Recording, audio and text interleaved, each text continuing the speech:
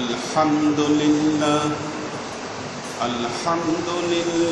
الذي نحمده ونستعينه ونستغفره ونؤمن به ونتوكل عليه ونعوذ بالله من شرور أنفسنا ومن سيئات أعمالنا من يهد الله فهو المهتدي ومن يضلل فلن تجد له وليا مرشدا فنشهد أن لا إله إلا الله وحده لا شريك له ونشهد أن سيدنا وسندنا ونبينا وشفيعنا وحبيبنا وقرة أعيننا محمدا صلى الله عليه وسلم الذي أرسله الله بالحق بشيرا ونذيرا وداعيا إلى الله بإذنه وسراجا منيرا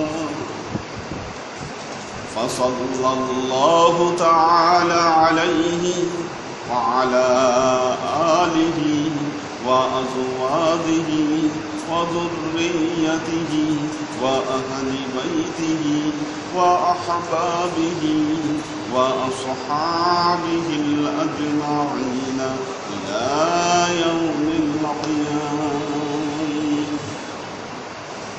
وقال الله تعالى في كلامه المجيد وفرقانه الحميد: ما كان محمد أبا أحد من رجالكم ولكن رسول الله وخاتم النبيين وكان الله بكل شيء عليما.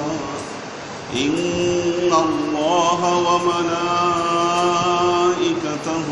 يصلون على النبي يا أيها الذين آمنوا صلوا عليه وسلموا تسليما. صلى الله على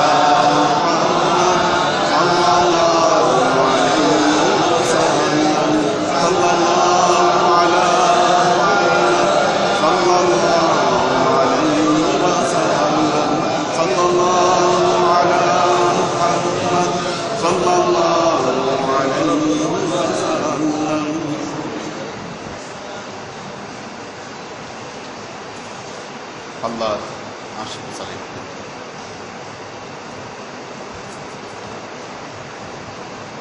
সূরা হজ আয়াত নাম্বার 26। আউযু বিল্লাহি মিনাশ শাইতানির রাজীম। বিসমিল্লাহির রাহমানির রাহিম। وإذ بوأنا لإبراهيم مكان البيت ألا تشرك بي شيئا وطهر بيتي للطائفين والقائمين والركع السجود وأذن في الناس بالحج يأتوك رجالا وعلى كل ضامر يأتين من كل فج عميق. وإذ بوأنا لإبراهيم مكان البيت وإذ আল্লাহ তার রাসূলকে বলছেন, হে রাসূল আপনি স্মরণ করুন, ওয়াইদ বাওয়ানা লিইব্রাহিম, যখন আমি ইব্রাহিমকে নির্দিষ্ট করে দিলাম মাকানুল বাইত, ঘরের মাকানাল বাইত, ঘরের চিহ্নটা আমি যখন নির্দিষ্ট করব, বাইতুল্লাহর স্থানকে আমি নির্দিষ্ট করব, আল্লাহ তুশরিক বি শাইআন, আমি ইব্রাহিমকে নির্দেশ দিলাম আল্লাহর সাথে কাউকে শরীক করবা না। ওয়াতাহহির বাইতি, আমার এই ঘরকে পবিত্র রাখ। বাইতি লিত্তাইফিনা, তাওয়াফকারীদের জন্য, ওয়াল কাইমিনা, এখানে অবস্থানকারীদের জন্য, ওয়ার রুকআই সুজুদ, রুকুকারী এবং সেজদাকারীদের জন্য এই ঘরকে পুত পবিত্র রাখবে। এই নির্দেশ আমি ইব্রাহিমকে দিলাম। ইহুদিরা মুসলমানদের বিরুদ্ধে ভয়ঙ্কর ষড়যন্ত্রে লিপ্ত। শুধু মুসলমান না, খ্রিস্ট ধর্ম নষ্ট করেছে ইহুদি, খ্রিস্টান ধর্ম নষ্ট করে দিয়েছে ইহুদিরা। কারণ যখন হযরত ঈসা আলাইহিস সালাম তার ধর্মকে প্রচার করতে শুরু করলেন, খ্রিস্টানরা, ইহুদিরা হযরত ঈসাকে, ঈসাই ধর্মকে তাদের প্রতিদ্বন্দ্বী মনে করতে শুরু করল এবং ঈসাই ধর্ম নষ্ট করে দেওয়ার জন্য বহু রকম বুদ্ধি, বহু কলা কৌশল তারা করেছে। আজকে মুসলমানদের ধর্মকে নষ্ট করে দেওয়ার জন্য এই ইহুদিরাই সক্রিয়। বুঝতে হবে, এদের চেহারাটা দেখতে হবে যে কারা। মুসলমানদের সব কিছুর মধ্যে কনফিউশন তৈরি করার চেষ্টা করছে এরা। আপনারা জানেন কিনা, সম্প্রতি বাইতুল্লাহকে নিয়ে প্রশ্ন তুলেছে তারা। মক্কা বাইতুল্লাহকে নিয়ে প্রশ্ন তুলছে তারা। এক গবেষক, তার পরিচয়টা নিশ্চিত হতে পারেনি আসলে সে কি কোন বংশধর, ইংরেজ গবেষক, সে গবেষণা করছে বাইতুল্লাহর উপর এবং বলছে কোরআনে যে মক্কার কথা বলা হচ্ছে, যে বাইতুল্লাহর কথা বলা হচ্ছে, এটা হলো পেট্রা, এটা নট মক্কা। পেট্রা আপনারা এখন পর্যন্ত শুনেন নাই, দুদিন পরে শুনবেন, আসবে আপনাদের কাছ পর্যন্ত আসবে। যেহেতু এটার উপর তিনি যে ডকুমেন্টারি করেছেন, এটা বাংলায় পর্যন্ত অনুবাদ হয়েছে, বাংলায় ট্রান্সলেশন হয়েছে, খুব ভালো মাপের একটা ডকুমেন্টারি তারা তৈরি করছে। ওই রকম ডকুমেন্ট তৈরি করতে বহু ফান্ডের দরকার। 1 থেকে 1.5 ঘন্টার মতো একটা ডকুমেন্টারি তৈরি করেছে তারা এবং বাংলায় যেটা করেছে ওটার নাম দিয়েছে পবিত্র নগরী ডকুমেন্টারি। সরল মনা মুসলমান যে কেউ একজন ওটা দেখলে কনফিউজড হয়ে যাবে, এইভাবে সব প্রমাণগুলো পেয়েছে। এবং এটা খেয়াল করে যেটা দেখলাম, সে এমন কিছু রেফারেন্স দিয়েছে যেগুলা শূন্যের উপর ছেড়ে দিয়েছে, কারণ জানে যে মুসলমানদের পক্ষে, সবার পক্ষে কমনভাবে ওগুলাকে যাচাই করা সম্ভব না। এইরকম রেফারেন্স দিয়ে সে প্রমাণ করে দিয়েছে যে না, আসলে মক্কা না, হযরত ইব্রাহিম আলাইহিস সালাম যেখানে গৃহ নির্মাণ করেছেন সেটা আসলে পেট্রা। সেটা পেট্রা বলতেছে যে পূর্বের যত কোরআনের টেক্সট, কোরআনের আগের টেক্সট যা পাওয়া যায়, ওসমানী আমলে বা তারপরের যে টেক্সটগুলো পাওয়া যায়, সেইখানে কোথাও কেবলা পরিবর্তনের কথা বলা নাই। এখন আপনি বলেন, প্রাচীন ওসমানী আমলের টেক্সট, সেটাকে কি আপনাকে যাচাই করা সম্ভব? সেটা আপনার পড়া সম্ভব? যেটা মিউজিয়ামে খুব সতর্কতার সাথে রাখা হয়, ওই জিনিস আপনার পক্ষে দেখা সম্ভব না। সে ওইটা রেফারেন্স দিচ্ছে যে ওইখানে কেবলা পরিবর্তনের কথা বলা যায়। জানে, কিন্তু ও কিন্তু জানে, ওর মাথায় জিনিসটা আছে। আপনি যখন শুনবেন, আপনি কিন্তু এই জিনিসটা চিন্তা করতে পারবেন না যে আসলে বিষয়টা কি। আচ্ছা, রাসূল পাক সাল্লাল্লাহু আলাইহি ওয়াসাল্লামের ইন্তেকালের পর ইমিডিয়েট যে মসজিদগুলো পৃথিবীতে হয়েছে, সে গুগল দিয়ে ওই মসজিদ থেকে কানেকশন টেনে দেখাইছে যে সেগুলা মক্কা বরাবর না, ওগুলো পেট্রা বরাবর। এগুলা মক্কা বরাবর না পেট্রা বরাবর? পেট্রা একটা নগরী জর্ডানে। আচ্ছা, এখন আমরা আমাদের এই মসজিদ বানিয়েছি, কেবলা নির্ধারণ করেছি সূর্য দিয়ে। এখন আমাদের মসজিদ থেকে যদি লাইন টেনে নিয়ে যাওয়া হয়, একটা সুতা বেঁধে আপনি বাইতুল্লাহ পর্যন্ত টেনে নিয়ে গেলে এটা বাইতুল্লাহ পর্যন্ত নাই যেতে পারে। এগুলো ভণ্ডামির মাধ্যমে এই যে খ্রিস্টানরা, ইহুদি খ্রিস্টানরা, এরা মুসলমানদের ধর্মকে প্রত্যেকটা বিষয়ে তারা কনফিউশন তৈরি করে দেওয়ার চেষ্টা করছে। সব বিষয়ে দেখেন আজকে মুসলমানরা 2-3 মত, এটা কিন্তু হওয়ার কথা ছিল। আর এই কাজগুলো যারা করছে তারা হচ্ছে ইহুদিরা। বহু টাকা ফান্ডিং করছে। এই যে আইএস, মাঝখানে যে আইএস তৈরি করছিল খলিফা আল বাগদাদি, খলিফা আল বাগদাদি সে ইহুদি বংশোদ্ভূত, এবং আমেরিকার যে প্রতিরক্ষা মন্ত্রী এদের সাথে বসে যে বৈঠক করছে, এই ছবিও পর্যন্ত ক্লাস হচ্ছে খলিফা আল বাগদাদি। এদের তৈরি যাতে সারা পৃথিবীতে মুসলমানদেরকে মানুষ সন্ত্রাসী হিসাবে চিনে। উদ্দেশ্য এটাই, ওরাই টাকা দিচ্ছে, ওরাই ফান্ডিং করছে।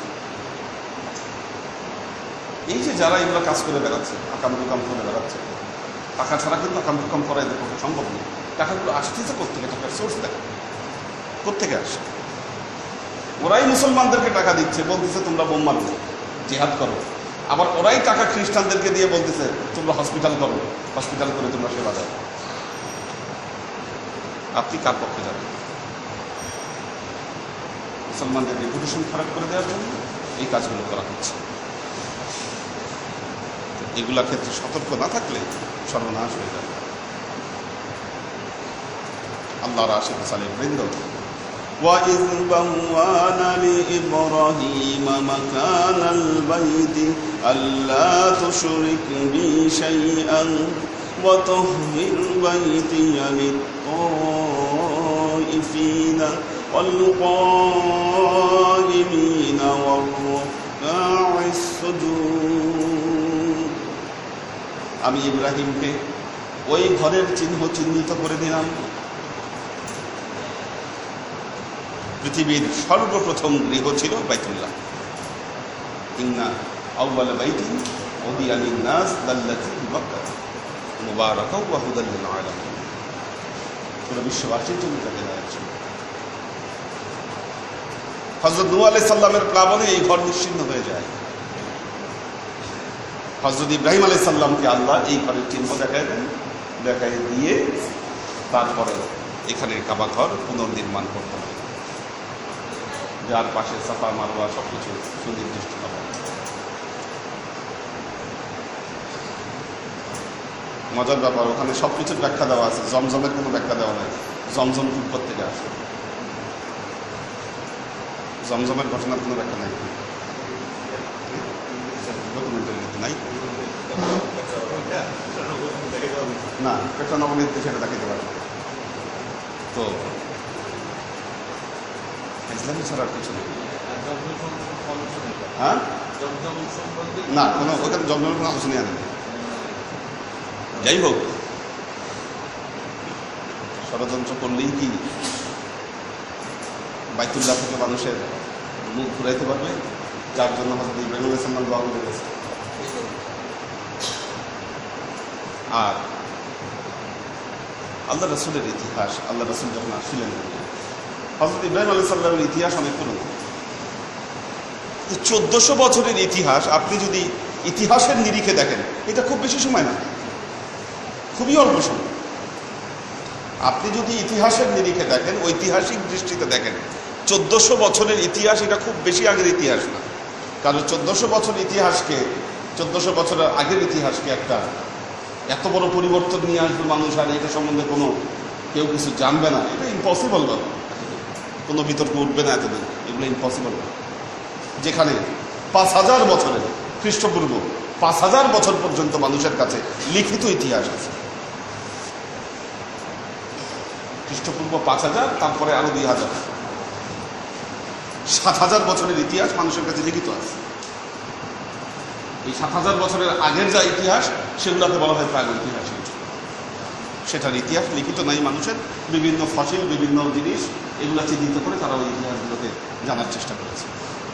কিন্তু 1400 বছরের ইতিহাস খুব বেশি দিনের নয়।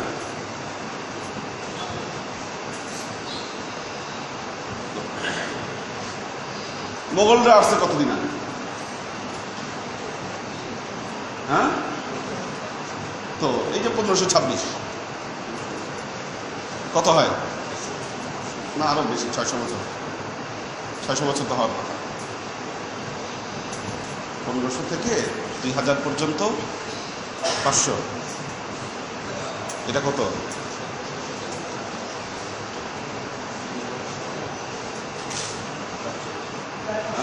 হ্যাঁ, 500 বছর। 500 বছর।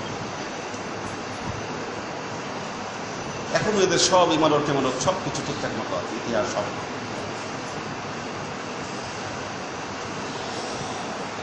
তার বহু আগের বছরের ইতিহাস মানুষ জানে, তার চিন্তা আছে। তো এগুলোকে একেবারে পরিবর্তন করে দেওয়া, তিলকে তাল বানায় দেওয়া সম্ভব। হ্যাঁ,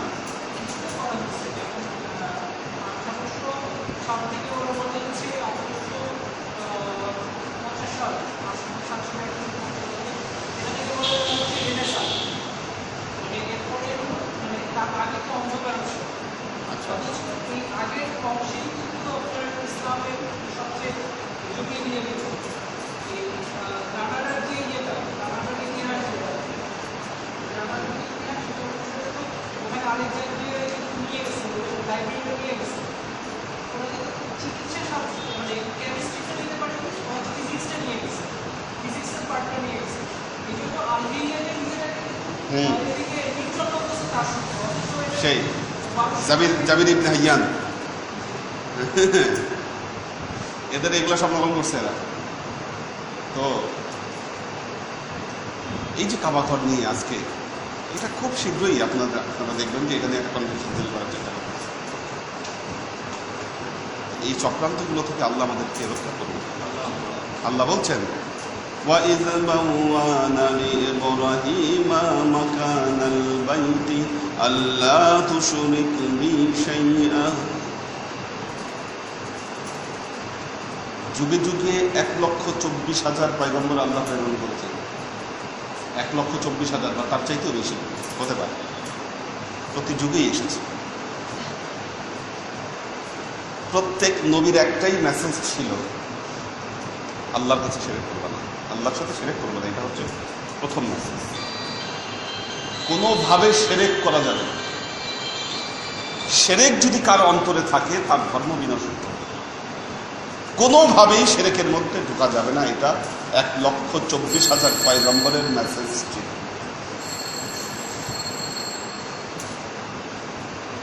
যখনই নবীরা চলে গেছে, অনুসারীরা ধর্মকে পরিবর্তন করে, যার সবচেয়ে বড় প্রমাণ ঈসাই ধর্ম। হযরত ঈসা আলাইহিস সালাম চলে যাওয়ার 570 বছরের মাথায় রাসূল পাক সাল্লাল্লাহু আলাইহি ওয়াসাল্লাম দুনিয়ায় আসলেন। অর্থাৎ এই 550 বছরের মধ্যে ধর্ম পুরা শেষ।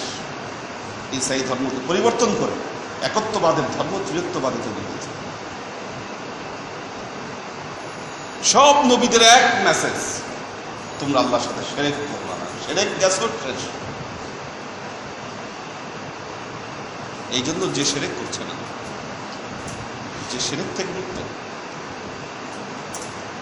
তার মুক্তির পথ খোলা আছে। কিন্তু আপনি হাজার আমল করেন, করার পর আপনি শিরকের মধ্যে লিপ্ত, আপনার মুক্তির উপায় খোলা নেই।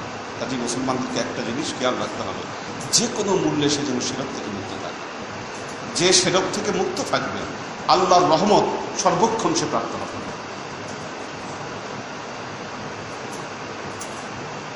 রাসূল পাক সাল্লাল্লাহু আলাইহি ওয়াসাল্লাম ইতিহাস তাকে তাওহীদবাদী নবী হিসাবে চিহ্নিত করেছে। আল্লাহ রাসূল ছিলেন তাওহীদবাদী নবী। উনি যে জামানায় এসেছিলেন, আরবের লোকেরা, শুধু আরবের লোকেরা না, বলা যায় দুনিয়ার লোকেরা, মুষ্টিমেয় কিছু লোক বাদ দিয়ে সারা দুনিয়ার মানুষ শিরকে লিপ্ত ছিল। আপনি ওই সময় ভারতবর্ষের কথা চিন্তা করেন, ভারতবর্ষ তো গেছে সেরেকে একেবারে ডুবন্ত, এখনো তো ভারতবর্ষের মানুষ সেরেক থেকে উঠতে পারেনি। এখনো ভারতবর্ষের মানুষ সেরেক থেকে বের হয়ে আসতে পারে, এরা সেরেকের মধ্যে লিপ্ত। তো ওইদিকে আরব জাতি লাত, মানাত, উজ্জা এদের মূর্তি বানায় এরা পূজা করতেছে। ওইদিকে পার্সিয়ান যারা, পারস্য যারা আছে তারা অগ্নি পূজায় লিপ্ত হয়ে গেছে। দেখেন এগুলো মূর্তি টূর্তি না, আগুন নিয়ে মারছে ওরা, আগুনকে পূজা করতো, আগুনই সব দুনিয়া, ওরাও সেরেক। এদিকে রোমান আম্পায়ার খ্রিস্টান ধর্ম ছিল, কিন্তু খ্রিস্টান ধর্ম তো তখন চেঞ্জ হয়ে গেছে, একত্ববাদের ধর্ম ত্রিয়ত্ববাদে পরিণত হয়েছে। সারা পৃথিবী তখন সেরেকে লিপ্ত। আল্লাহ রাসূল তাওহীদের বাণী দিয়েছেন এবং আল্লাহ রাসূল জানালেন, আমি যে ধর্ম তোমাদের কাছে প্রচার করছি এটি হচ্ছে বাবা মিল্লাত ইব্রাহিমের ধর্ম।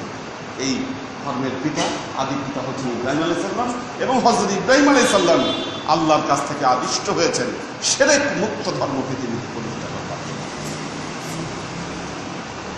আন তাহহিরা বাইতা আল্লা তুশরিক বি শাইআ,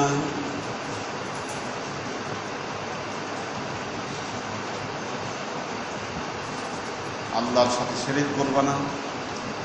ওয়া তাহহিরা বাইতিয়া, আমার এই ঘরকে পবিত্র রাখবা। লিত্তাইফিনা, তাওয়াফকারীদের জন্য।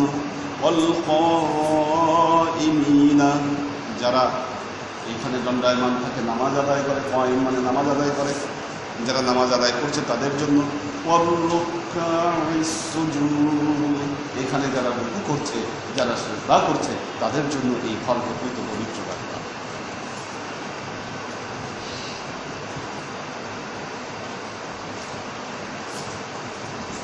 হযরত ইব্রাহিম আলাইহিস সালাম ইসমাইল আলাইহিস সালামকে নিয়ে এই বাইতুল্লাহ তৈরি করলেন। তখন যে ইট দিয়ে তৈরি করেছিলেন ওই ইট পর্যন্ত এখনো সংরক্ষিত আছে বাইতুল্লাহর নিচে, মার্বেলের। হ্যাঁ, ওই সময়ের ইট রাখা আছে। হযরত ইব্রাহিম আলাইহিস সালাম যে ইট দিয়ে তৈরি করেছিলেন ওই ইট এখন নাই। বাইতুল্লাহ অন্য পাথর দিয়ে তৈরি করা হয়েছে, কিন্তু হযরত ইব্রাহিম আলাইহিস সালামের সময় তৈরিকৃত ইট এখন সংরক্ষিত করে রাখা আছে। ওয়াআযিন ফিন-নাসি বিল-হাজ্জি, ঘর যখন নির্মাণ করলেন আল্লাহ ইব্রাহিম আলাইহিস সালামকে নির্দেশ দিলেন, ওয়াআযিন ফিন-নাসি বিল-হাজ্জি, হে ইব্রাহিম আপনি লোকদের কাছে এই ঘরের ইবাদতের জন্য, এই ঘরে এসে যেন তারা ইবাদত করে, এই জন্য আপনি তাদেরকে হজের নির্দেশ দেন। অনেকের চোখে ঘুম চলে আসছে, সময় প্রায় শেষ হয়ে আসছে, সবাই চোখ খোলা আছে, কেউ চোখ বন্ধ করে। ওয়াআযিন ফিন-নাসি বিল-হাজ্জি, এখন হযরত ইব্রাহিম আলাইহিস সালাম বললেন, আল্লাহ কিভাবে আমি সব মানুষকে হজের নির্দেশ দিব, কিভাবে হজের নির্দেশ দিব, কিভাবে আযান দিব? আল্লাহ বললেন, আপনার দায়িত্ব আযান দেওয়ার দায়িত্ব আপনার, পৌঁছায় দেওয়ার দায়িত্ব আমার। হযরত ইব্রাহিম আলাইহিস সালাম আবু কুবায়স পাহাড়ের উপরে উঠলেন। আবু কুবায়স পাহাড়, ওই পাহাড়ের উপরে উঠে আযান দিলেন। এখন যেখানে বাদশার প্যালেস বানায় রাখা আছে, এটা আসলে এই যে মুসলমান যে বর্তমান জাতি যারা, এদের মধ্যে আদব কায়দার অভাব আছে। বাইতুল্লাহকে ঘিরে এত সুরম্য বিল্ডিং, আশেপাশে যে প্রাসাদগুলো তৈরি করে রাখছে, এটা পৃথিবীতে অন্য কোনো জাতির এরকম দেখা যায় না, যেটা তাদের তীর্থস্থান, তাদের পবিত্র জায়গা যেটা, সেটার উপর দিয়ে এইভাবে ঘর বানিয়ে থাকা। হ্যাঁ, আপনারা জানেন ক্যাম্বোডিয়ায় আছে অ্যাঙ্কর ওয়াট। অ্যাঙ্কর ওয়াট হচ্ছে পৃথিবীর সবচেয়ে প্রাচীন মন্দির। অ্যাঙ্কর ওয়াট ক্যাম্বোডিয়াতে, যেই শহরটার নাম আমি ভুলে গেছি। অ্যাঙ্কর ওয়াট কোন শহরে, আমি গিয়েছি ওখানে, কিন্তু নামটা এখন মনে আসছে। ওই শহরের কোনো 5 স্টার হোটেল 5 তলার উপরে নেই, সব বড় বড় চেন আছে ওখানে, রেডিসন, হিলটন, ওয়েস্টিন সব আছে ওখানে। আর প্রতি বছর অনেক টুরিস্ট ওখানে যায়, এই অ্যাঙ্কর ওয়ার্ল্ড দেখতেই যায়, যারা যায় অ্যাঙ্কর ওয়ার্ল্ড দেখতেই যায়। কিন্তু কোনো হোটেল 5 স্টার হোটেল পৃথিবীতে কিন্তু সব 5 স্টার হোটেল কিন্তু অনেক বড় বড়, কিন্তু এটা 5 তলার উপরে কোনো হোটেল নেই।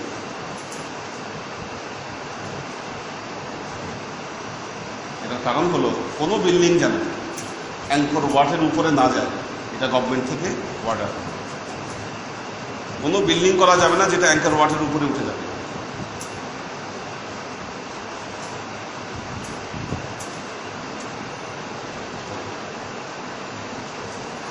এগুলো আমাদের শেখা দরকার। একটা কথা আমরা বলি, আমরা মসজিদের পরিবেশ যেভাবে করে রাখি, মসজিদের পরিবেশ যেভাবে করে রাখি, মসজিদের পরিবেশ আমরা খুব সুইটেবল করবো, শান্তিপূর্ণ পরিবেশ।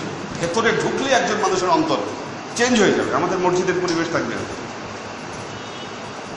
কিন্তু দেখা যায় আমরা মসজিদে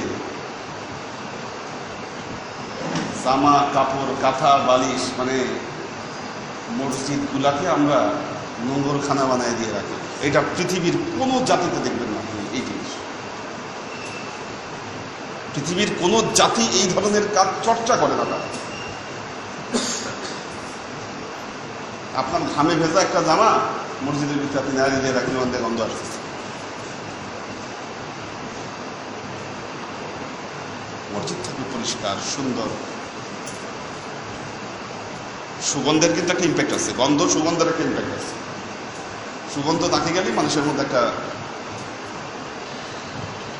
চেঞ্জ আসে।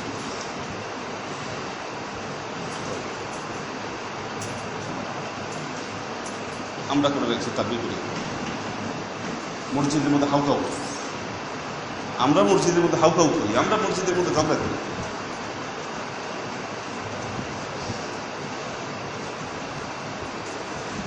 মসজিদে কোনো সাউন্ড হবে না, কথা হবে আস্তে সেটা, কারণ সাউন্ড হলে পরিবেশ নষ্ট হবে। পৃথিবীর এমন কোনো জাতি আপনি বলতে পারবেন যারা মসজিদে ঝগড়া করে? তারা তাদের ধর্মীয় উপাসনালয়ে ঝগড়া করে, মারামারি করে। আমার বিশ্বাস এরকম পরিবেশ আপনি পাবেন না। খুব শ্রদ্ধা নিয়ে তারা যায়, বের হয়ে আসে।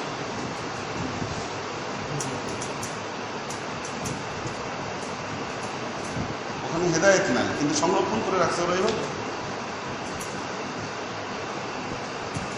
এই যে বুদ্ধদেবের জন্মস্থান লুম্বিনী,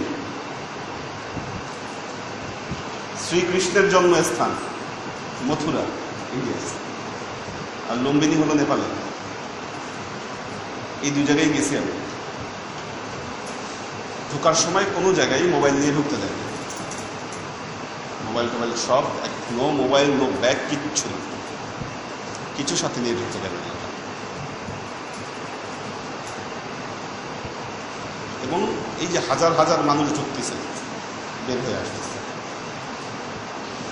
ছোট্ট জায়গাটা ছোট।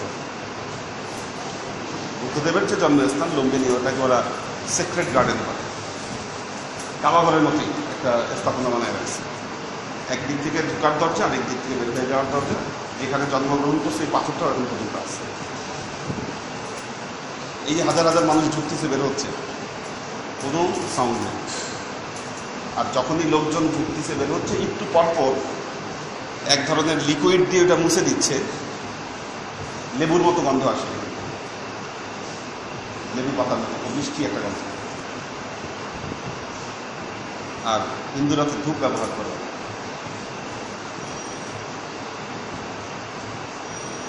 অথচ আমরা আমাদের মসজিদগুলোকে আমরা বাজারখানা বানায় রাখি। যত কেওয়াজ, এখন দেখবেন কেওয়াজের সমাধান হয় সব মসজিদে। সব গুন্ডা পান্ডাগুলাতে মসজিদ ভরে গেছে। গুন্ডা পান্ডারা হয়েছে মসজিদের হত্যাকর্তা, চাঁদাবাজির কেন্দ্রস্থল হয়েছে মসজিদ। কঠিন অবস্থা দাঁড়িয়েছে।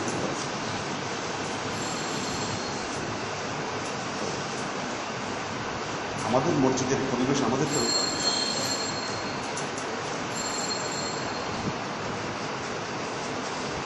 আল্লাহর নির্দেশ,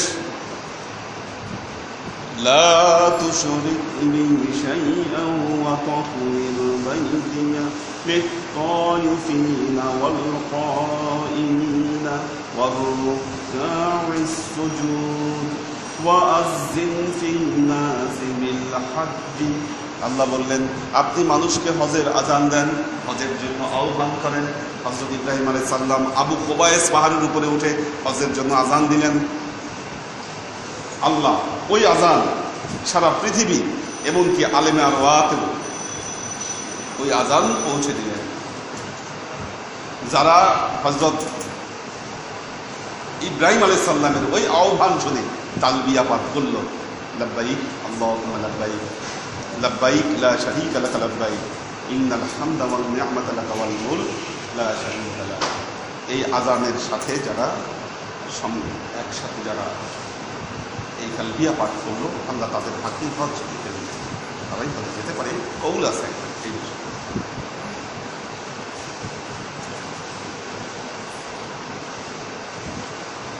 ইয়াতুকা রিজালান, আল্লাহ বলতেছে এই ঘরের কাছে মানুষজন চলে আসবে।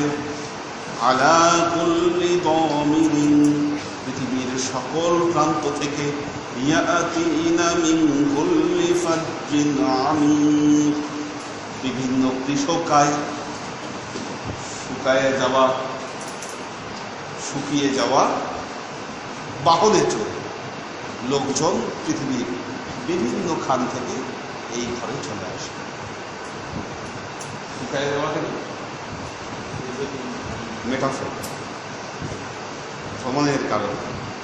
যেই ঘোড়ায় যেই উট দীর্ঘদিন ধরে সফর করে ওটা শুকায় যায়, অর্থাৎ বহু দূর থেকে লোক আসবে। আল্লাহ বললেন আপনি আজান দেন, বহু দূর থেকে পৃথিবীর সকল প্রান্ত থেকে দূর দূরান্ত থেকে লোকজন এখানে চলে আসবে।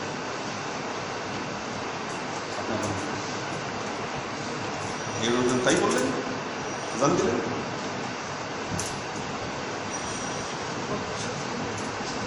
হ্যাঁ, চিকন ছিল না মোটা ছিল এটা আল্লাহ বলে না। ইব্রাহিম আলাইহিস সালাম কোন বছর চিকন ছিল আপনি শুনছেন না?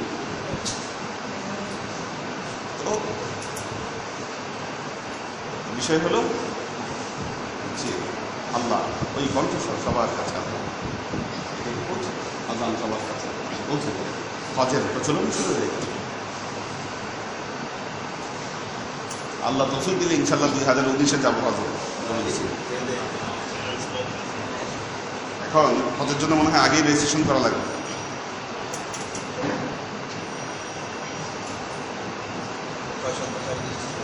6-7 আগে না তখন না কি আসলে কতদিন আগে রেজিস্ট্রেশন করতে হয়? 1 বছর আগে নাকি?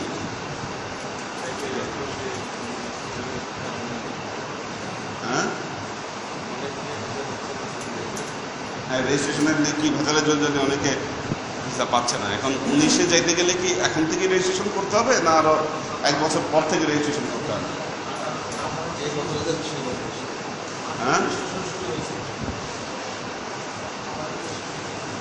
18 শুরু হয়েছে, 19-এ শুরু হয়নি। 19-এ শুরু হলে রেজিস্ট্রেশন করে ফেলতে হবে। এটা হচ্ছে